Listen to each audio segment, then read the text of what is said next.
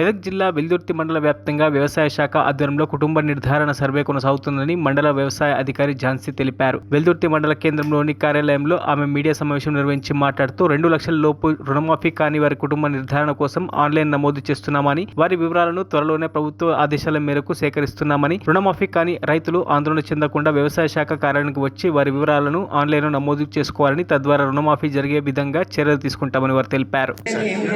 2 లక్షల పైన రైతు రుణమాఫీ కావాల్సిన వాళ్ళకి ఇంకా ఎక్కడ స్టార్ట్ కాలేదండి. వాళ్ళు వెయిట్ చేయాల్సి ఉంటుంది. ఎటువంటి ఇన్స్ట్రక్షన్స్ లేవు దాని గురించి ఇంకా క్లియర్గా.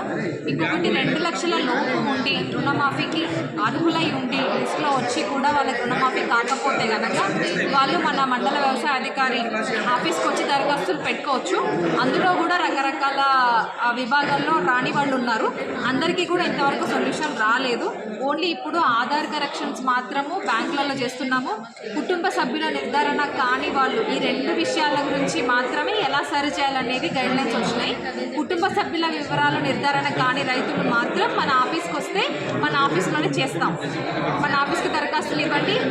కొన్ని ఊర్లలో కూడా వెళ్ళి చేస్తున్నాము, కొన్ని దగ్గరికి పిలిపించుకుంటున్నాము. దూరంగా ఉన్న వాళ్ళు కూడా వచ్చి ఇవ్వచ్చు. ఈ 2 విషయాల్లో మాత్రమే ఇప్పుడు గైడ్లైన్స్ క్లియర్గా ఉన్నాయి. మిగతా రైతులందరూ ఎదురు చూడాలి.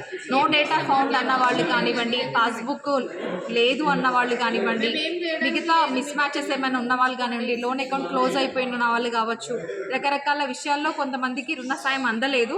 వాళ్ళు ఇంకా వెయిట్ చేయాలి. 2 లక్షల వాళ్ళు కూడా వెయిట్ చేయాలి. దాని గురించి ఎటువంటి గైడ్లైన్స్ ఇంకా రాలేదు. మరిన్ని అప్డేట్స్ కోసం మా ఛానల్ని సబ్స్క్రైబ్ చేయండి.